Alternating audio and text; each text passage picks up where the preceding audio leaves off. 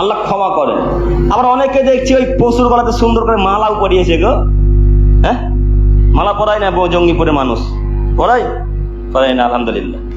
গ্রামে যাবেন দেখতে পাবেন খুব সুন্দর করে এই পায়ে মহিলারা কি দেয়, লাল জিনিসটার নাম কি, আলতা মাখিয়েছে সিঙে। সাদা ছাগলের এখানে হিন্দুদের মতো টিপ পরিয়েছে লম্বা করে। আর ওই কাপ বোঝেন, কাপ, চা খাওয়া কাপ, ওই কাপে আলতাটাকে ডুবাচ্ছে আর করে গোল গোল করে থাপ থাপ থাপ করে গায়ে মারছে। দেখেননি? দেখেছেন? আচ্ছা বলেন তো, ওটা কি হিন্দুদের যেমন ওই হিন্দুরা যেমন মূর্তির সামনে কুরবানি করতে যায় এক চোপে জবাই করে, তখন তারা সাজায়। পাঁঠার মাথাতে তখন মালা পরায় না, দেখতে পান না? পাঁঠার গলাতে মালা পরায়, পাঁঠাকে গোসল করায়, তারপরে নিয়ে যায়। তা আপনি এভাবে সাজালেন কেন? আপনি কি হিন্দু? হ্যাঁ, আপনি কি তাদের নীতি গ্রহণ করছেন? আপনি তাদের নীতিতে গেলেন কেন? এই নীতিতে চলবে না, এই নীতি তো চলবে না।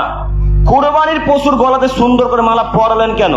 তবে হ্যাঁ, যদি আপনার অনেক পশু হয়, যেমন আরবের মানুষদের অনেক ছাগল, জানেন না? তাদের ব্যবসা হচ্ছে ছাগলের। তো এইখানে 10টা ছাগল, এইখানে 10টা ছাগল, তার মধ্যে একটা ছাগল আমার। তো আমি এই 21টা ছাগলের মধ্যে কোনটা ছাগল আমার আমি বুঝতে পারছি না। সবই ছাগল দেখতে প্রায় একই। তো এখন আমি যদি একটা লাল সুতা কিংবা কালো সুতা তার গলায় বেঁধে দিই, তাহলে চিনতে পারবো যেটা আমার ছাগল, আব্দুল করিমের ছাগল। বুঝতে পেরেছেন?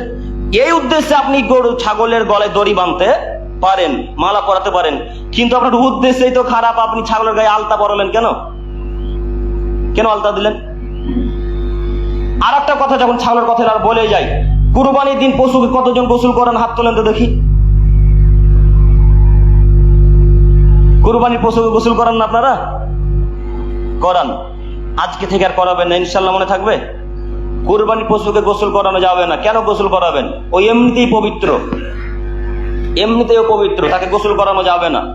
অনেক মানুষ আছে ঈদের সকালে ও যেমন গোসল করে নামাজ পড়তে আসে, ওকে গোসল করিয়ে বাড়িতে রেখে আসে।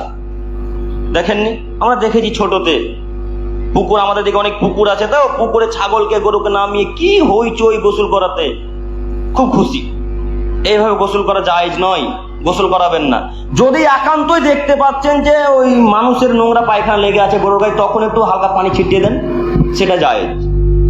কিন্তু যদি গরুরই গোবর পেছাব লেগে থাকে, তখন গোসল করাবেন না। মনে থাকবে ইনশাল্লাহ?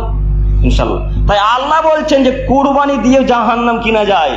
তার এটা হচ্ছে একটা, যে মানুষকে দেখানোর জন্য কুরবানি করে।